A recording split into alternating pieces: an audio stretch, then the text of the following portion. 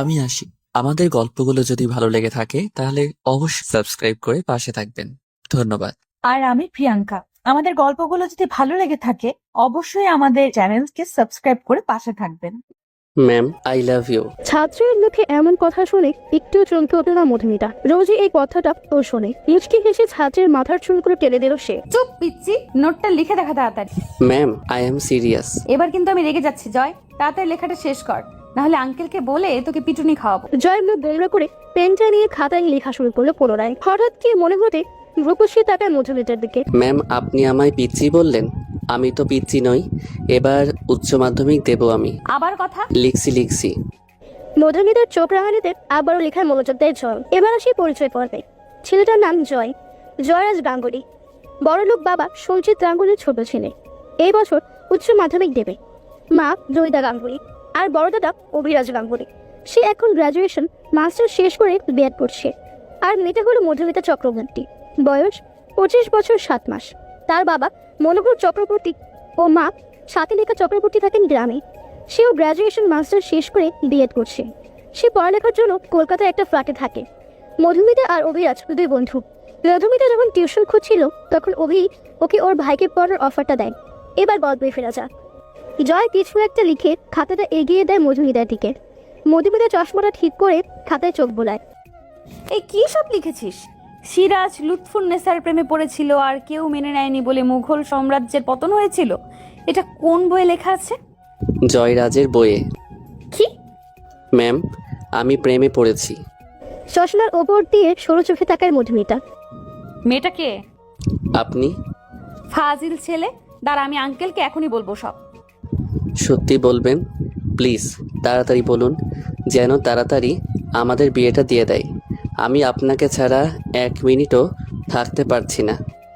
এবার সত্যি সত্যি আমার হাতে মার খাবি Joy. I love you ma'am.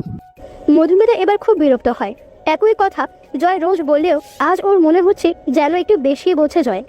তাই বেশিক্ষণ এখানে থাকা ওর জন্য ভালো হবে না ভেবে উঠে দাঁড়ায় মধুমিতা। ঠিক আছে, আজ আমি উঠলাম, রাত হয়ে আসছে। পৌঁছে দিয়ে আসি।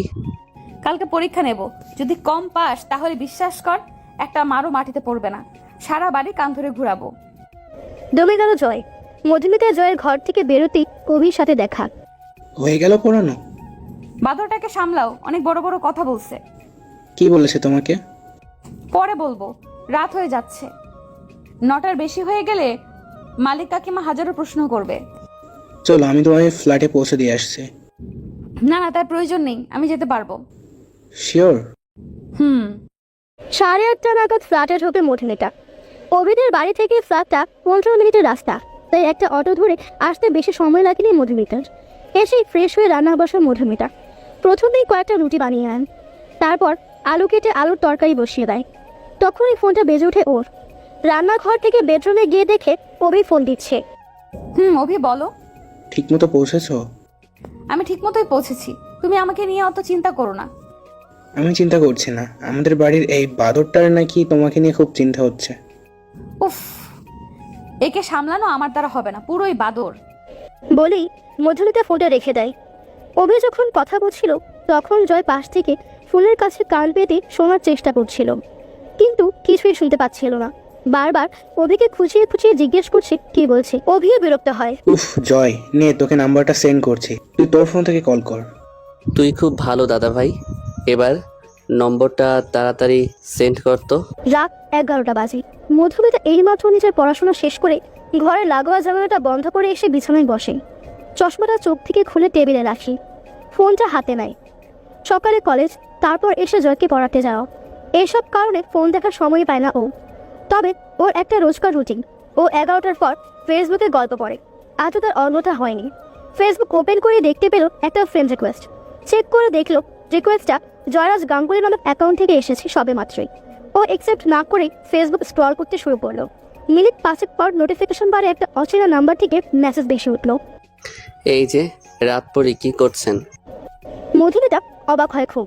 এত রাতে অচেনা নাম্বার থেকে মেসেজ, তাও আবার এরকম ধরনের কথা। পাত্তা দেয় না মধুমিতা। আবারও গল্প পড়া মনোযোগ দেয় সে, কিন্তু আবারও নোটিফিকেশন বারে একটা মেসেজ ভেসে ওঠে সেই নম্বর থেকে। আপনি আমাকে ইগনোর কেন করছেন ম্যাম? ব্যাস, মধুমিতার আর বুঝতে বাকি রইল না এটা কে। অটোমেটিক মাথায় হাত দিয়ে একটা বিরক্ত প্রকাশ করলো মধুমিতা। এবার রিপ্লাই করলো ও। এই লেচকাটা বাদর, এত রাতে অনলাইনে তুই কি করিস? আর তুই আমার নাম্বার পেলি কোথা থেকে? লেখাটা সেন্ড করার সাথে সাথেই অপর প্রান্ত থেকে টাইপিং শুরু হয়, যেন মধুমিতার মেসেজের অপেক্ষা করছিল জয়। দাদাভাই দিয়েছে। বাই দ্য ওয়ে ম্যাম, আপনি এত রাতে জেগে জেগে কি কারোর সাথে ফোনে কথা বলছেন? মধুমিতা মেসেজটা পড়ে আবার লিখতে শুরু করে। বেশি পাকনামি করিস না, আমি তোর ম্যাম, আমাকে এমন প্রশ্ন করার সাহস পেলি কোথা থেকে? খুব তাড়াতাড়ি রিপ্লাই আসে অপর প্রান্ত থেকে। তার মানে আপনার বিএফ আছে? মধুমিতা আর রিপ্লাই করে না, গল্প পড়াতে মনোযোগ দেয়। এরপরেও জয়ের নাম্বার থেকে অনেক মেসেজ এসেছে, কিন্তু ও ওইগুলো পাত্তা না দিয়ে গল্প পড়তে থাকে। রাত 12টা নাগাদ গল্প পড়তে পড়তে কখন যে ঘুমিয়ে পড়েছে সে খেয়াল নেই মধুমিতার। সকাল 7টায় ঘুম ভাঙে মধুমিতার। এটাই তার প্রতিদিনের রুটিন। এবার ও রান্না বসাবে, তারপর স্নান করে খেয়ে দিয়ে কলেজে যাবে। রোজ পায়ে হেঁটেই কলেজে যায় মধুমিতা। ওর বাড়ি থেকে কলেজ 20 মিনিট হাঁটা পথ। তবুও কোনো গাড়ি নেয় না সে, কারণ সে বোঝে টাকার মূল্য। গরিব বাবার মেয়ে, গ্রামে মানুষ হওয়ার খাতিরে অভাব অনটনের সাথে ভালোভাবে পরিচিত মধুমিতা। ও হাঁটতে হাঁটতে দেখলো একটা কালো রঙের বাইক এসে দাঁড়ালো ওর পাশে। ও ভালো করেই জানে এটা কার বাইক, তাই সেও দাঁড়িয়ে গেল। অভি, তোমাকে কতবার না বলেছি এভাবে হঠাৎ আসবে না, ভয় পেয়ে যাই আমি। আচ্ছা বাবা, সরি, এটাই লাস্ট, আর হবে না। এবার বসো তো দেখি। আমি হেঁটেই যাব। রোজ তো হেঁটেই যাও, সপ্তাহে একদিন না হয় এই বন্ধুটার সাথে গেলে। কথার মার প্যাচে ভালোই ফেলতে পারো দেখছি। সবই আমার বাড়ির ওই বাদরটার থেকে শেখা। মধুমিতা উঠে পড়ে অভির বাইকে, হেলমেটটা পড়তে পড়তে বলে, আজ চাপলাম বলে, কিন্তু রোজ রোজ নয়। তাই সই। মধুমিতা আর ওর বান্ধবী সিমরান দুজনে রাস্তা দিয়ে গল্প করতে করতে আসছিল। তখনই ওদের সামনে একটা লাল বাইক এসে থামে। এই বাইকটা মধুমিতা চেনে না। বাইক চালক হেলমেট পরে থাকায় প্রথমে চিনতে পারে না। তারপর সে তার হেলমেটটা খোলে। তুই? জয় বাইক থেকে নামে না, আবার বাইকটা ঘুরিয়ে মধুমিতার সামনে এসে দাঁড়ায়। বেশি সময় নেই, তাড়াতাড়ি বাইকে উঠুন। নাক মুখ কুচকে জয়ের দিকে তাকায় মধুমিতা। তোর বাইকে কেন উঠতে যাব আমি? যা ভাগ এখান থেকে, পুচকে ছোড়া। ম্যাম, আপনি আমায় যা ইচ্ছে বলুন, কিন্তু প্লিজ চলুন আমার সাথে। দাদাভাই কেমন যেন করছে। কি হয়েছে অভির? ও তো এই কলেজ থেকে বাড়ি গেল। রাস্তায় অ্যাক্সিডেন্ট করেছে, বাড়িতে মম ড্যাড কেউ নেই। আপনি প্লিজ চলুন। কোন হসপিটালে আছে? বাড়িতেই আছে। কি বলছিস? বাড়িতে কেন ফেলে রেখেছিস? হসপিটালে নিয়ে যাসনি? তুই যা, আমি অটো নিয়ে আসছি। ম্যাম, একটু সময় নেই, আপনি আমার বাইকে আসুন। অটোর জন্য ওয়েট করতে গেলে দেরি হয়ে যাবে। মধুমিতা এদিক ওদিক তাকিয়ে সিমরানকে বিদায় দিয়ে জয়ের বাইকে উঠে বসে। জয়ের মুখে একটা বাঁকা হাসি খেলে যায়।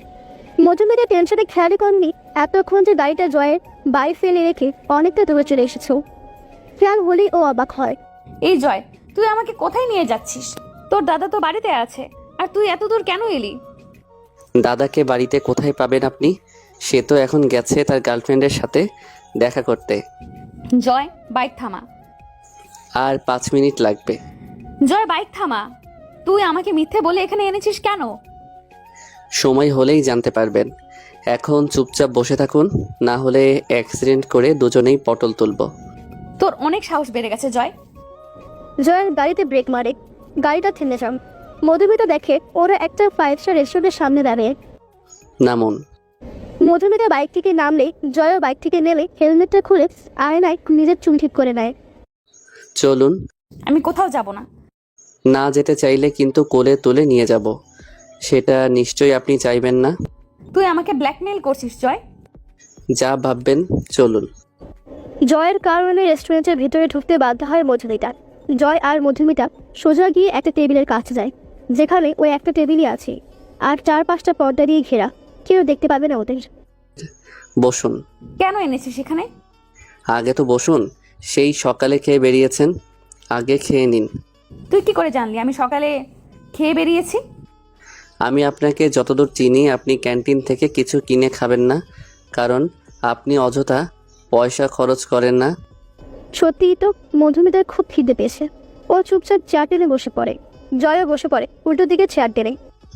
কি খাবেন বলুন? পুচকে বাচ্চা, চুপ করে বসে থাক, আর ওয়েটারকে ডাক, আমি অর্ডার দিচ্ছি। আপনি আমায় পুচকে বাচ্চা বলবেন না তো। আমাকে দেখে কি আপনার বাচ্চা মনে হয়? তবে নয়তো কি, এখনো নাক টিপলে দুধ বেরোয়। জয় আর কোনো উত্তর দেয় না। মধুমিতা নিজের জন্য নুডলস আর জয়ের জন্য কোল্ড কফি অর্ডার করে। দিয়েও যায় খাবারগুলো। ওরা যে যাওয়াটা শেষ করে। তারপর হঠাৎই জয় মধুমিতার হাত দুটো মুঠো করে ধরে ফেলে। মধুমিতা ছাড়াতে চেয়েও জয়ের শক্তির কাছে পরাজিত হয়।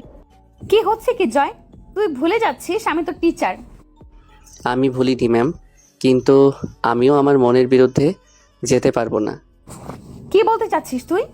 আপনি যেদিন আমাকে প্রথম পড়াতে এলেন সেটা ছিল একটা বৃষ্টি মুখর বিকাল। বিকাল বললেও ভুল হবে, সেটা ছিল গোধূলি বেলা। বৃষ্টির শেষে সেদিন আকাশে যেমন রামধনু বেরিয়েছিল, ঠিক তেমনই এই জয়ের কাছে আপনি রামধনু হয়ে ধরা দিয়েছিলেন। লাভ অ্যাট ফার্স্ট সাইট কথাটা এতদিন শুনে আসলেও সেটা যে আমার সাথেই ঘটবে সেটা বুঝিনি। প্রথম দেখাতে আপনার চশমার নিচের ওই মায়াবী চোখ দুটো আমাকে আকৃষ্ট করেছিল। মনে হয়েছিল এই মানুষটার সাথে আমি সারা জীবন কাটাতে চাই। আপনাকে প্রতিদিন ভালোবাসার কথা বলতাম, কিন্তু আপনি ছেলে মানুষই ভেবে গুরুত্ব দিতেন না। কিন্তু এটা আমার ছেলে মানুষই নয় ম্যাম, আমি আপনাকে চাই, আপনার সঙ্গে সারা জীবন কাটাতে চাই। আমি ভালোবাসি আপনাকে। কথাটা শেষ হওয়ার আগেই খুব জোরে একটা চড় এসে পড়ে জয়ের গালে। জয় গালে হাত দিয়ে পিটপিট করে তাকায় মধুমিতার দিকে। মধুমিতার চোখে সে এই মুহূর্তে আগুন দেখতে পাচ্ছি। মধুমিতা নিজের ব্যাগটা নিয়ে উঠে যেতে চাইলে জয় ওর হাতটা ধরে ফেলে। যেও না। হাতটা ছাড়। আমার একটা কথা শোনো তুমি। তোর থেকে 7 বছরের বেশি বয়সী মেয়ের জন্য কিভাবে ভালোবাসা জাগে বলতে পারিস? এতদিন সত্যি ছেলে মানুষই ভেবে কিছু বলতাম না। যদি বুঝতে পারতাম তাহলে প্রথম দিনেই তোকে আটকে দিতাম, এত তো আসতেই দিতাম না। একটা কথা বলে দিচ্ছি, আমি তোর টিচার। আমিও আশা করব তুই সেই চোখেই দেখবি আমাকে। আমার সঙ্গে আর কোনো যোগাযোগ তুই রাখার চেষ্টা করবি না। জয়ের চোখ দিয়ে এক ফোঁটা জল গড়িয়ে পড়ে। সাদা ফর্সা গালটা মধুমিতার আঙুলের ছাপে লাল হয়ে গেছে। মধুমিতার হাতটা ধরেই ও ধপ করে বসে পড়ে মধুমিতার সামনে। ভালোবাসি আপনাকে, যাবেন না আমাকে ছেড়ে? ভালোবাসা মানেটা তুই এখনো বুঝিস না জয়। তাই বলে আমার সাথে নিজের জীবন জড়িয়ে নিজের ভবিষ্যৎ নষ্ট করিস না। সামনে পরীক্ষা, ভালো করে পড়। আমি আপনাকে সত্যি খুব ভালোবাসি Madhumita. I am your teacher, don't call me Madhumita. Joy মধুমিতার হাত ধরে কাঁদতে থাকে। ছেলে মানুষই করিস না জয়, বাড়ি যা আর আমাকেও যেতে দে। মধুমিতা জোর করে জয়ের কাছ থেকে হাতটা ছাড়িয়ে নিয়ে চলে যায়। জয় ওখানেই মাথা নিচু করে বসে কাঁদতে থাকে। অভি ভাই কোথায় গেছে এই সময়? এই সময় তো ওর বেরোনোর কথা নয়, এখন তো মধুকে পড়াতে আসার কথা। মানে তুই জানিস না জয় কোথায়? আসলে মা, আমি বাড়িতে ছিলাম না। এক বেলার জন্য তোর মামা বাড়ি গেছি আর তোদের দুজনের পাকনা গজিয়ে গেছে। জয়িতা খুব রেগে যায়। পাশেই বসে জয়ের বাবা সঞ্জিত গাঙ্গুলি চা খেতে খেতে খবরের কাগজ পড়ছিলেন। জয়িতা, তুমি এবার একটু বেশি চিন্তা করছো। হ্যাঁ, আরো তাও আশকারা বলেছিলাম বাইকটা না কিনে দিতে, কিন্তু তুমি ছেলের সব আবদার মেনে নিলে। এই 18 বছরের একটা ছেলে, কি দরকার ছিল বাইকটা কিনে দেওয়ার? জয়িতা, তুমি এবার একটু বেশি চিন্তা করছো। হ্যাঁ, আমি ছাড়া আর কে চিন্তা করবে? আমি তো মা, চিন্তাটা বেশি তাই আমারই হয়। এই তো তোদের দুই ভাইয়ের বাইকের চাবি আমাকে দিবি, আমার কাছেই থাকবে। আরে মা, আমি কি করলাম? আরে ওই তো জয় এসে গেছে।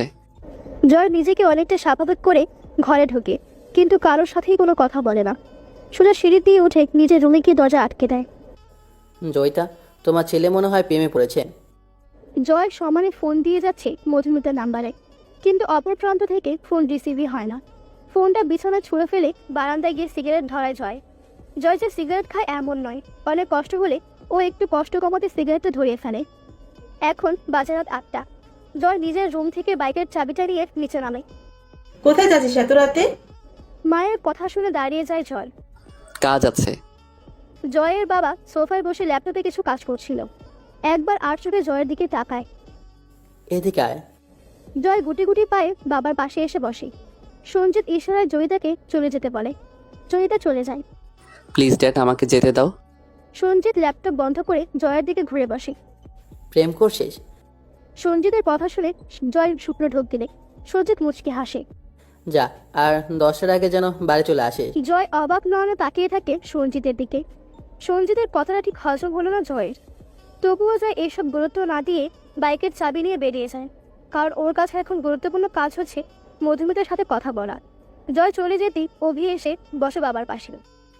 ড্যাড, তুমি ওকে যেতে দিলে? প্রেম করছে জেনেও? এই বয়সটা আমিও পেরিয়ে এসেছি অপি। এখন আবেগের বয়স, এটা ভালোবাসা না। এই প্রেম বেশি দিন টেকবে না, দেখে নিস। তুমি জানো ও কার সাথে প্রেম করছে? না, জানি না, আর জানতেও চাই না। এইসব অল্প দিনের প্রেম নিয়ে আমি ইন্টারেস্টেড নই। তাহলে ওকে যেতে দিলে কেন? বললাম না, আবেগের বয়স। যেতে না দিলে ওই সিন ক্রিয়েট করতো। ওকে এখন বাধা দিলে হিতের বিপরীত হয়ে যাবে। তুই প্রেম টেম করছিস নাকি? বলে বল, মেয়ের বাড়িতে সম্বন্ধ পাঠাবো। না বাবা, এখনই বিয়ে করবো না আমি। আগে একটা ভালো জব পাই। অভি কথাটা বলেই সোজা নিজের রুমে চলে যায়। কার সাথে প্রেম করছো জয়? জানতেই হবে আমাকে। মধুমিতা এইমাত্র রান্না শেষ করে বিছানায় এসে বসলো। বিকেলের কথাগুলো ও ভুলে যাওয়ার চেষ্টা করলেও কিছুতেই ভুলতে পারছে না। হঠাৎ বারান্দার দরজায় ধাক্কা দেওয়ার শব্দে হুঁশ ফিরে মধুমিতা। ভয় আটকে ওঠে ও। এত রাতে বারান্দা দিয়ে যদি কোনো চোর ডাকাত আসে। কিন্তু প্রচুর জোরে জোরে ধাক্কা দেওয়ায় ও গুটি গুটি পায়ে দরজা খুলে মুখ বাড়িয়ে আগে দেখে নিল। তখনই জয় দরজা ঠেলে হুমড়ি করে ঘরে ঢুকে দরজাটা আটকে দিল। তুই এখানে কিভাবে এলি? পাইপ বে, একটু জল খাওয়ান তো, হাঁপিয়ে গেছি। জয়, এবার কিন্তু তুই খুব বাড়াবাড়ি করছিস। এত রাতে একটা একা মেয়ের বাড়িতে ঢুকেছিস। তোর বাবা মা জানতে পারলে কি হবে জানিস? আর এই ফ্ল্যাটের কেউ যদি দেখতে পায় কি হবে বুঝতে পারছিস? আমার কাছে পরিষ্কার, কোনো অসৎ উদ্দেশ্য নিয়ে আমি ঢুকিনি। তোকে আবারও বলছি জয়, এরকম ছেলে মানুষই করিস না। অনেক তেষ্টা পেয়েছে, একটু জল দিন না। মধুমিতা বিরক্তি নিয়ে রান্নাঘরে চলে গেল। একটা গ্লাসে করে জল এনে জয়ের হাতে দিল। জয় জলটা খেয়ে তৃপ্তি পেল। এইবার যেভাবে এসেছিস সেভাবেই চলে যা। জয় বিছানা নিজের শরীরটা এড়িয়ে দেয়। মধুমিতার কথায় যেন কোনো হেলদোল নেই ওর। আমি তো আজ রাতে এখানেই থাকবো। মানেটা কি জয়? তুই যাবি নাকি আমি চেঁচিয়ে ফ্ল্যাটের সবাইকে ডেকে আনবো? আপনি ওটা পারবেন না ম্যাডাম। দেখ জয়। দেখান। মধুমিতা চোখ বড় বড় করে তাকায়। জয়কে বিছানা থেকে জোর করে তুলে বারান্দার দিকে ঠেলে পাঠালে জয় আবার এসে বিছানায় বসে পড়ে। আমি আমার কথাগুলো বলেই এখান থেকে যাব। আর কি বলার বাকি আছে তোর জয়? হ্যাঁ রে, তোর একটু লজ্জা করছে না? আমার ফোন রিসিভ করেননি কেন? আমার ইচ্ছে করেনি তাই। জানেন আমি কত চিন্তা করেছি এই 2 ঘন্টা ধরে? আমার জানারও ইচ্ছে নেই। আপনি কেন আমার অনুভূতি বুঝতে চাইছেন না ম্যাম? আমি আপনাকে ভালোবাসি, অনেক অনেক অনেক ভালোবাসি। তোর মুখ থেকে যদি আমি আর একবার ভালোবাসার কথা শুনি তাহলে আমি চলে যাব কলকাতা থেকে। আপনি নিজের কোর্স না শেষ করে যেতে পারবেন না ম্যাম? কোর্স শেষ হতে আর 2 মাস বাকি জয়। হাসে জয়, কারণ ওর বিশ্বাস মধুমিতা কিছুতেই কলকাতা থেকে এখন যাবে না। আপনি দাদাভাইকে বলেছেন আমাকে পড়াতে যাবেন না আর? হ্যাঁ বলেছি। ঠিক আছে, আমিও দাদাভাইকে ফোন করে বলে দিচ্ছি আমি এখন থেকে এখানেই থাকবো, মধুমিতা ম্যামের বাড়িতে। জয় পকেট থেকে ফোন বের করে অভিকে ফোন করতে গেলেই মধুমিতা ফোনটা কেড়ে নেয়। কেন এরকম পাগলামি করছিস জয়? এক কথা শুনতে ভালো লাগে বুঝি? দেখ জয়। দেখান। আবার আমার কথাটা শোন। শোনান। তুই যে ভালোবাসার কথা বলছিস আমাদের মধ্যে বয়সের পার্থক্য জানিস? তোর থেকে 7 বছরের বড় আমি। তুই আমাকে ভালোবাসতে পারিস না, এটা আবেগ মোহ, 2 দিন পরেই কেটে যাবে। আর আমি চাই না এই 2 দিনের মোহে পড়ে তুই তোর কেরিয়ারটা শেষ করিস। প্রথম কথা, এটা আমার মোহনা, ভালোবাসি আপনাকে। ভালোবাসায় বয়স ম্যাটার করে না ম্যাম। আমার জীবনে প্রথম নারী আপনি। আমি চাই আপনাকে পাশে নিয়ে নিজের ক্যারিয়ারটা গড়তে। আপনি আমার পাশে থাকলে আমি উঁচু পাহাড়ও 1 লাফে পেরিয়ে যাব আমি। আমাকে ভালোবাসিস তাই তো? হ্যাঁ হ্যাঁ হ্যাঁ, ভালোবাসি ভালোবাসি ভালোবাসি। তাহলে আমি যেটা বলবো সেটা শুনবি। আপনি আমায় এমন কোনো কথা বলবেন না যেটা আমি শুনতে পারবো না। তোর পরীক্ষা শেষ না হওয়া পর্যন্ত আমার সাথে কোনো যোগাযোগ রাখবি না। এটা আমি পারবো না। তোকে তোর ভালোবাসার দিব্যি। আমি দিব্যি মানি না। তাহলে ফার্স্ট অপশনটাই পড়ে রইলো, চলে যাব আমি, সত্যিই চলে যাব। চমকে ওঠে জয়। এবার ও মধুমিতাকে বিশ্বাস করতে পারছে না। সত্যি সত্যি যদি চলে যায়, একটা ভয় চেপে ধরে জয়কে। ঠিক আছে, আপনি যখন চাইছেন আমি এই 3 মাস কোনো যোগাযোগ রাখবো না আপনার সাথে, তবে আপনাকেও একটা কথা দিতে হবে। বল। আপনার কোর্স শেষ হয়ে গেলেও আপনি কোথাও যেতে পারবেন না। ঠিক আছে। জয় চোখ বুঝে একটা দীর্ঘশ্বাস ফেলে। তারপর বারান্দার দরজার দিকে এগিয়ে যায় বাড়ি যাবে বলে। জয়, জয় ঘুরে তাকায় মধুমিতার দিকে। খেয়েছিস? জয় অবাক হয় মধুমিতার কথায়। এক দৃষ্টিতে তাকিয়ে থাকে। ঠিক মতো হজম করতে পারে না মধুমিতার কথা। খেয়ে যা। জয় একটা তাচ্ছিলের হাসি হাসে। পেট ভরে গেছে ম্যাম আপনার শর্তে। বেশি পাকনামি না করে চুপচাপ রান্নাঘরে গিয়ে বস। আমি জানি তুই বাড়ি ফিরে কিছুই খাসনি। তাতে কি আপনার মন গলবে ম্যাম? খুব বড় বড় কথা শিখেছিস দেখছি, গিয়ে বস। জয় মধুমিতার কথা ফেলতে পারে না, কেন জানি না। ওর মধুমিতার হাতে রান্না খেতে খুব ইচ্ছে করছে আজ। রান্নাঘরে গিয়ে হাত ধুয়ে পেটে রাখা আসনটায় বসে জয়। নিচে খেতে তো সমস্যা হবে জানি, কিন্তু আমার ঘরে তো ডাইনিং টেবিল নেই। আপনি যদি পাশে থাকেন তাহলে আমি কাটার আসনে বসেও তৃপ্তি ভরে খেতে পারি। আমি তোর পাশে বসবো না, তুই একাই খাবি এখন। আর তো 3 মাস দেখা হবে না, একদিন না হয় বসলেন আমার পাশে খেতে। মধুমিতা জয়কে খেতে দিয়ে নিজেই ওর পাশে একটা আসন বিছিয়ে বসে। ও এখন খাবে না, শুধু জয়ের অনুরোধ ফেলবে না বলে জয়ের পাশে বসে ওকে হাত পাতা হা করতে থাকে। জয় সেটা দেখে হাসে। মধুমিতার কারোর কাছে গিয়ে বলে, আমি এটাই চাই সারা জীবন, যাতে তুমি আমার পাশে থাকো আমার স্ত্রী হয়ে, এইভাবেই। I love you Madhumita. 2 মাস পর মধুমিতার ফাইনাল এক্সাম। সেই নিয়ে দিনরাত এক করে পড়াশোনা করছে মধুমিতা। কলেজ যাতায়াত ছাড়া অন্য কোথাও যায় না আর মধুমিতা। জয়কেও পড়াতে যায় না আর। তেমনই 3 মাস পর জয়ের উচ্চ মাধ্যমিক পরীক্ষা। মধুমিতার সঙ্গে সমস্ত যোগাযোগ বন্ধ জয়ের। তবুও স্কুল থেকে লুকিয়ে মধুমিতার কলেজে যায় মধুমিতাকে 1 বছর দেখার জন্য।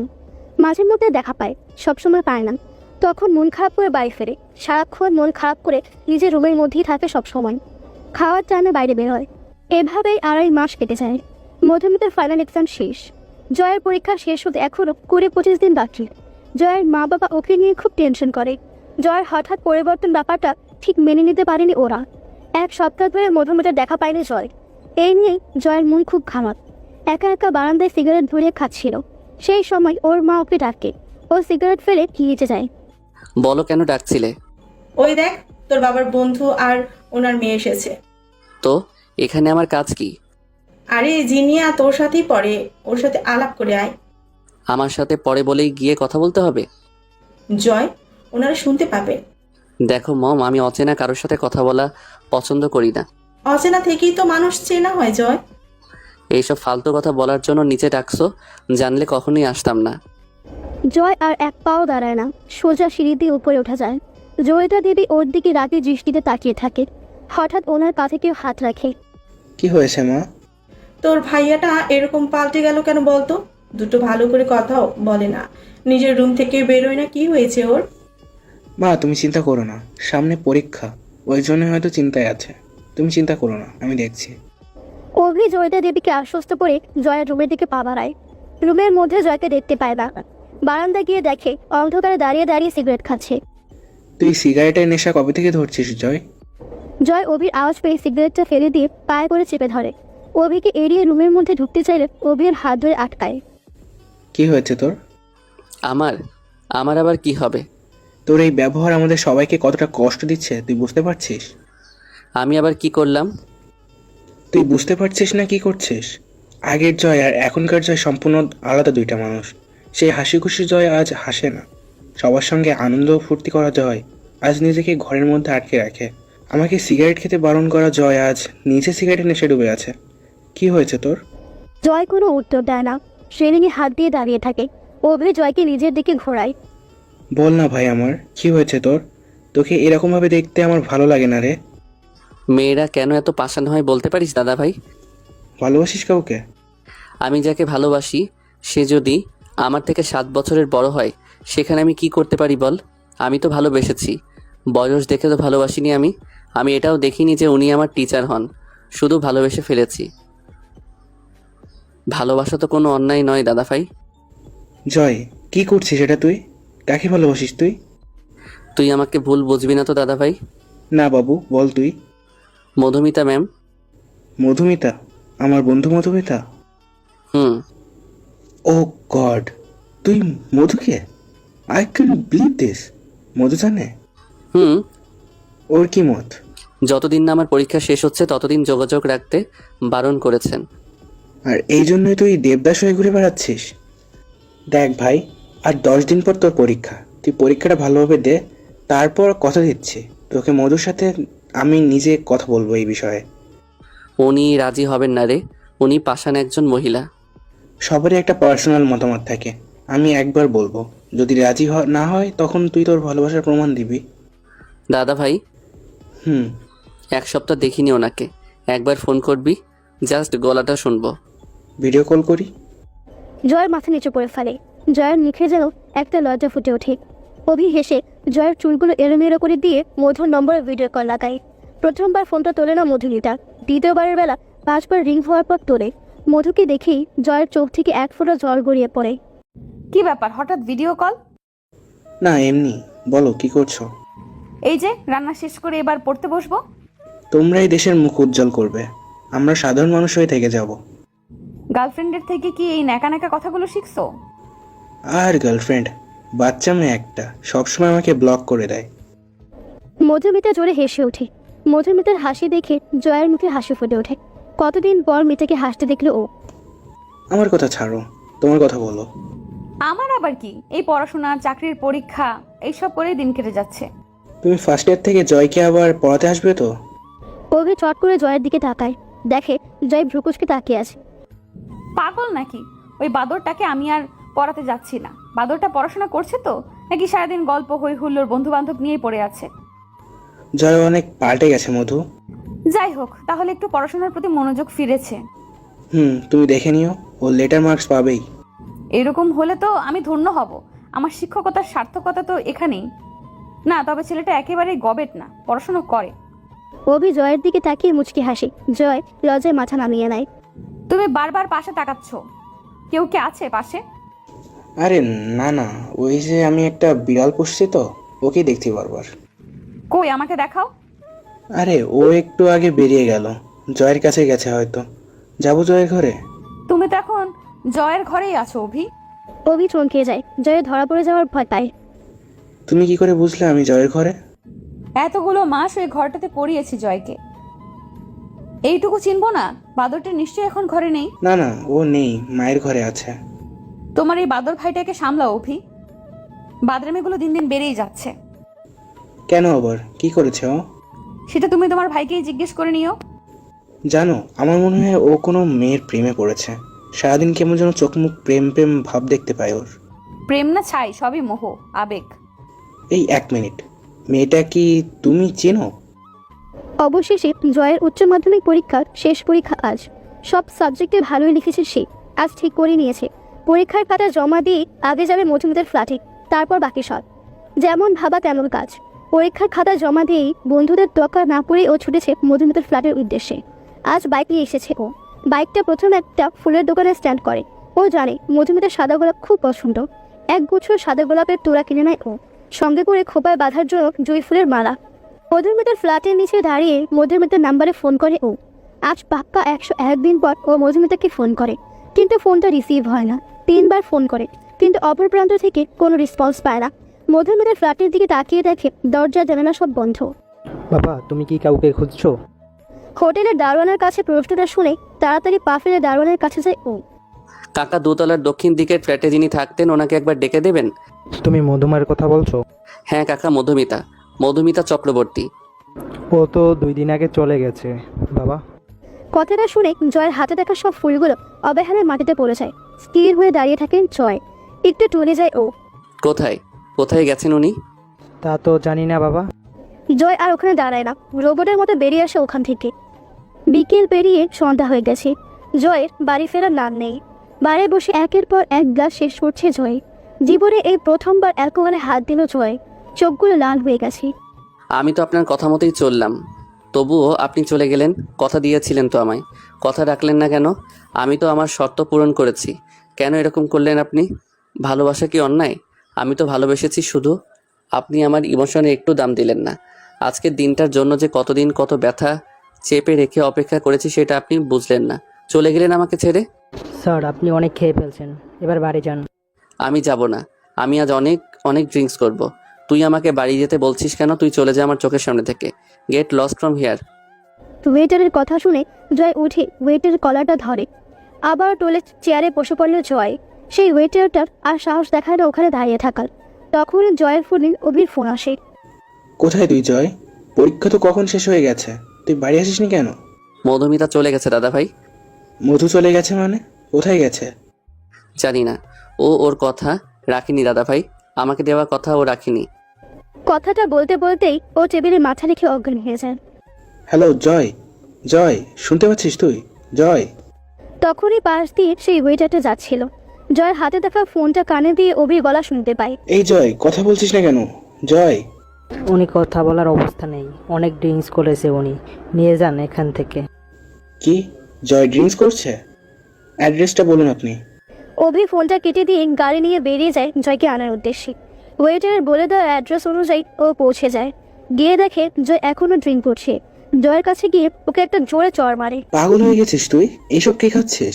মা বাবা জানলে কি হবে জানিস? জয় অভির কোমরটা জড়িয়ে ধরে হাউমাউ করে কেঁদে ফেলে। উনি কেন এমন করলেন আমার সাথে দাদা ভাই? উনি কি বোঝেন না কতটা ভালোবাসি আমি ওনাকে? উনি এতটা পাষাণ কেন? বাড়ি চল জয়। আমি যাব না। আর একটা চড় না খেতে চাইলে তাড়াতাড়ি ওঠ। অভি জয়কে জোর করে তুলে কাঁধে ভর দিয়ে ওকে গাড়িতে সিটে বসিয়ে দিয়ে সিট বেল্ট বেঁধে দেয়। জয়কে নিয়ে যাওয়ার জন্যই ও আজ বাড়ির গাড়িটা এনেছে। জয়ের বাইকটা ওখানেই রেখে চাবি দিয়ে ওরা গাড়ি করে বাসার উদ্দেশ্যে রওনা হন। সকালে পাখির কলতানে ঘুম ভেঙে যায় জয়ের। কালকে কোনো রকমে বাবা মার থেকে লুকিয়ে অভি ওকে রুমে দিয়ে গিয়েছিল। তবে কালকের কথা কিছুই মনে নেই জয়ের। ঘুম ভেঙে মধুমিতার কথা মনে পড়ে ওর। ফোনটা হাতে নিতেই দেখে মধুমিতার নাম্বার থেকে কাল রাত 10টায় দুটো মিসড কল। ও তৎক্ষণাৎ কল ব্যাক করে, কিন্তু সুইচ অফ পায়। ও শিট, কালকে আমি কেন ঘুমিয়ে পড়লাম? ফোনটা কান থেকে নামিয়ে দেখে ওর মা রুমে ঢুকছে। কালকে পরীক্ষা শেষ হওয়ার পর কোথায় ছিলিস? আমি তো কাল মধু বন্ধুর বাড়ি গিয়েছিল মা, এক্সাম শেষ, সেই আনন্দে একটু আনন্দ করছিল।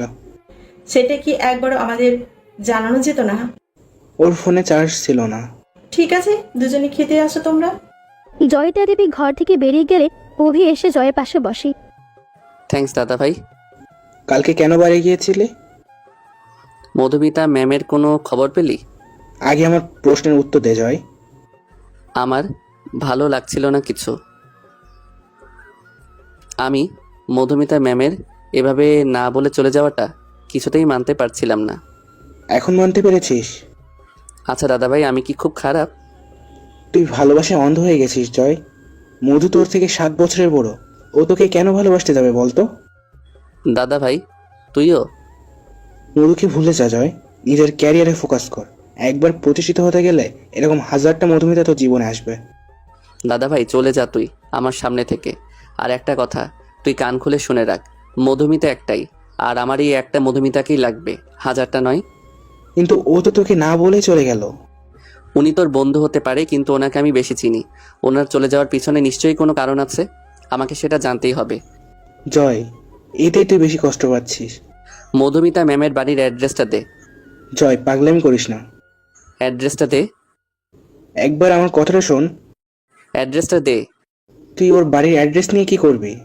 আমি যাব ওনার বাড়ি, উনি নিশ্চয়ই ওখানে আছেন।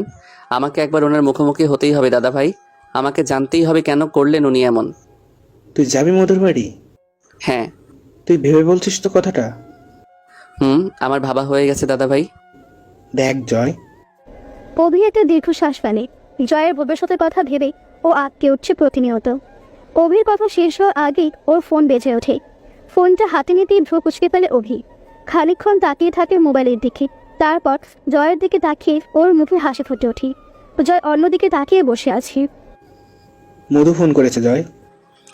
ম্যাম আপনি কোথায় ম্যাম? আমাকে তো বলেছিলেন আমি যদি আপনার শর্ত পূরণ করি তাহলে আপনি এখান থেকে যাবেন না। তাহলে কেন চলে গেলেন আপনি? কোথায় গেছেন আপনি? এখানে কবে আসবেন? মধুমিতা ফোন করেছে শুনেই জয় অভির হাত থেকে ফোনটা কেড়ে নিয়ে নিজেই একগাদা কথা বলে দিল। আমি আর কোনো দিন কলকাতা ফিরবো না জয়। মানে আপনি কি বলছেন সেটা আপনি নিজে শুনতে পাচ্ছেন? আমাকে তো কথা দিয়েছিলেন আপনি, তাহলে কেন? 3 দিন আগে আমার বাবা মারা গেছেন জয়। কি আগে বলেননি কেন? আই এম সরি ম্যাম, কি হয়েছিল কাকুর? Heart attack. আমি এক্ষুনি আসছি। কোথায়? আপনার বাড়ি। এই তুই আসবি মানেটা কি? বেশি পাকনামি করবি না একদম। আমি জানি আপনার মন ভালো নেই, আমি এই সময়টা আপনার সাথে থাকতে চাই। চুপ পুচকে ছোড়া, এসেছে আমার মন ভালো করতে। তোর কথা শুনে দেখবি এমনিতেই আমার মন আরো খারাপ হয়ে যাবে। তোর পরীক্ষা কেমন হয়েছে বল? ভালো। মন দিয়ে পড়াশোনা কর।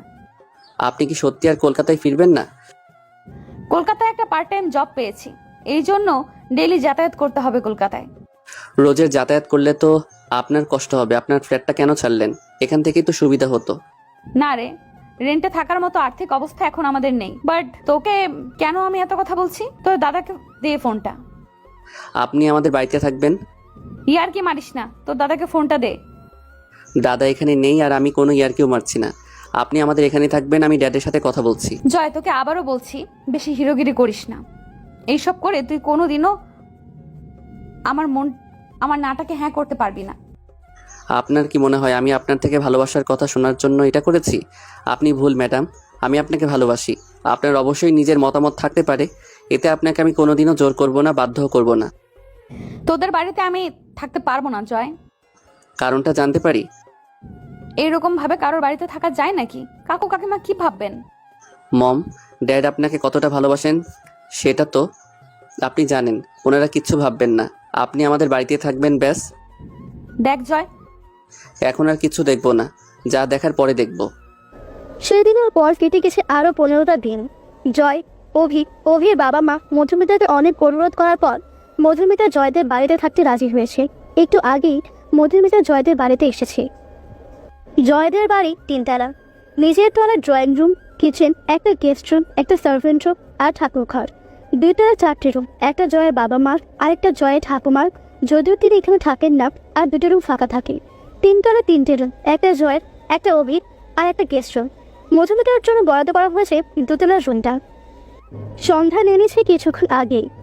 মধুমিতা রুমে ঢুকেই নিজের জামা কাপড়গুলো আলমারিতে গোছাতে শুরু করে। তখন জয় আর অভি ঘরে আসে। কি মধু, রুম পছন্দ হয়েছে তো? আমার পছন্দে কি আসে যায়? তোমরা যে আমাকে দয়া করে এই বাড়িতে থাকতে দিয়েছো, এটাই অনেক। মোটেই আমরা দয়া করিনি, এই বাড়ির ছোট বউয়ের এই বাড়ির উপর পুরো অধিকার আছে। অভির কথা শুনে জয় চোখ মুখ কুচকে একটা চোখ বুঝে একটা চোখ খুলে রাখে মধুমিতার রিয়াকশন দেখার জন্য। মধুমিতা ওর দিকে কটমট করে তাকিয়ে আছে। এই বাদরটা তোমাকে ওইসব কথা বলেছে? এই বাদরটা যে তোমায় প্রেমে হাবুডুবু খাচ্ছে মধু। তাড়াতাড়ি ডুবুরিকে ডেকে ওকে এই প্রেম সাগর থেকে তুলো, না হলে একেবারেই ডুবে যাবে। ওকে আর তোলা সম্ভব না। মধুমিতার বিরক্তি দেখে জয় তাচ্ছিল্যভাবে হাসে। দাদা ভাই এখন এইসব কথা থাক, ম্যাম অনেক দূর জার্নি করে এসেছেন, উনি একটু রেস্ট করুক। দেখেছো মধু, কতভাবে আমার ভাইটা তোমাকে নিয়ে।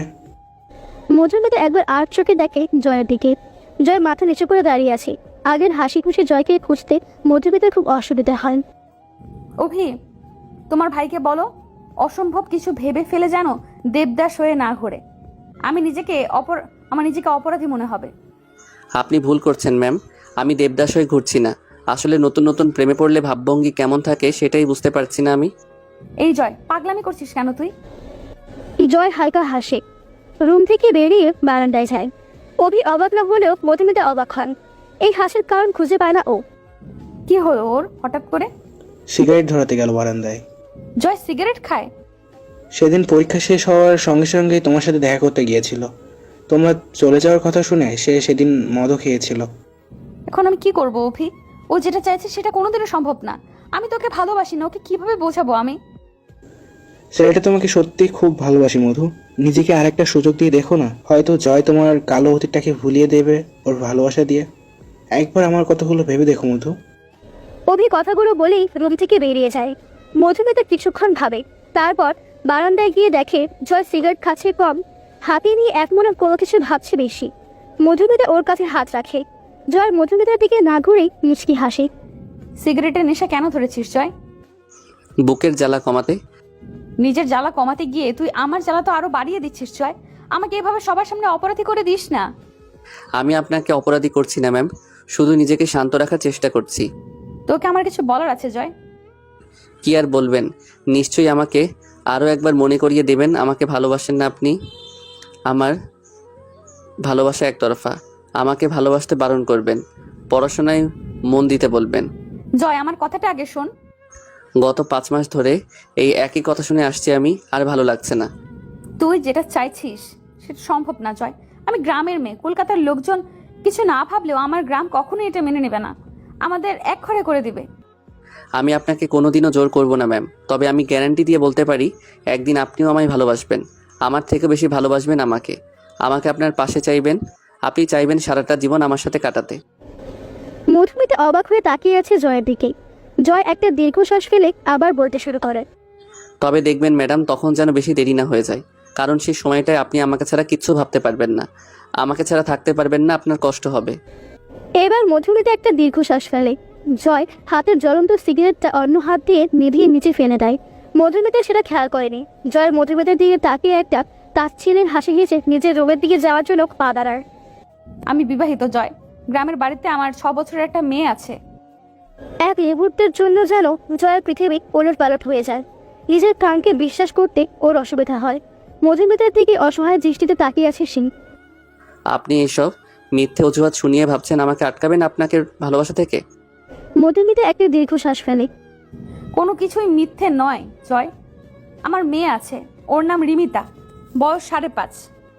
ছলো ছলো চোখে তাকিয়ে আছে জয় মধুমিতার দিকে। আপনি বিবাহিত তো শাখা সিঁদুর পরেন না কেন? মধুমিতা একটা দীর্ঘশ্বাস ফেলে, মুখে হাসির রেখা টেনে বলে, আমি ডিভোর্সি। জয় জিজ্ঞাসা দৃষ্টিতে মধুমিতার দিকে তাকায়। মধুমিতা আবারও বলতে শুরু করে, আমার বয়স তখন 19 বছর। কলেজে ইতিহাস অনার্স নিয়ে ফার্স্ট ইয়ারে ভর্তি হয়েছিলাম। তখন একটা বিয়ের সম্বন্ধ আসে। পাত্র সিঙ্গাপুরে জব করে, ওখানেই সেটেল। প্রথম দেখাশোনার দিনেই ওনারা আমায় পছন্দ করেন। আমার বাবাও রাজি হয়ে যান বিয়েতে। বিয়ের তারিখ ফাইনাল হয়, মাসখানেকের মধ্যে বিয়েটাও হয়ে যায়। মধুমিতা চোখ বুজে একটা আব ঘিতল। এত অল্প বয়সে বিয়ে হয়ে গেল? হ্যাঁ, গ্রামে এরকম হয়েই থাকে। ছেলে টাকা পয়সা দেখে বাবা বিয়ে দিয়ে দিলেন। বিয়ের পর 1 মাস উনি এখানেই ছিলেন। তারপর আমি পড়াশোনা ছেড়ে দিয়েছিলাম। তারপর উনি সিঙ্গাপুরে চলে যান। বলে গিয়েছিলেন মাসখানেকের মধ্যে ওখানে সব ব্যবস্থা করে এসে আমাকে নিয়ে যাবেন। উনি চলে যাওয়ার পর খুব একা একা লাগতো, তাই আবার কলেজে যাওয়া শুরু করলাম। তার মাঝেই আমি অপেক্ষায় দিন গুনতাম কবে উনি আসবেন। 1টা 2টো 3টে দিন করতে করতে 2 মাস হয়ে গেল, উনি এলেন না। এমনকি আমাকে একটা বারের জন্য ফোনও করলেন না। তখন আমি খুব অসহায় হয়ে পড়েছিলাম। স্বামী ছাড়া শ্বশুর শাশুড়ির কাছেও অপমান অবহেলা সহ্য করতে লাগলাম, শুধু একটা বার ওই মানুষটাকে দেখার জন্য। উনি তারপর কবে এলেন? তখন হঠাৎই আমার শরীর খারাপ করলো। সারাক্ষণ মাথা ঘুরতে লাগলো। যা খেতাম সবই বমি করে দিতাম। আমার শ্বশুরবাড়ির মধ্যে একমাত্র ননদের সঙ্গে আমার ভালো সম্পর্ক ছিল। ও আমার থেকে 3 বছরের ছোট। আমার শরীর খারাপ দেখে ও আমাকে ডাক্তার দেখাতে নিয়ে গেল।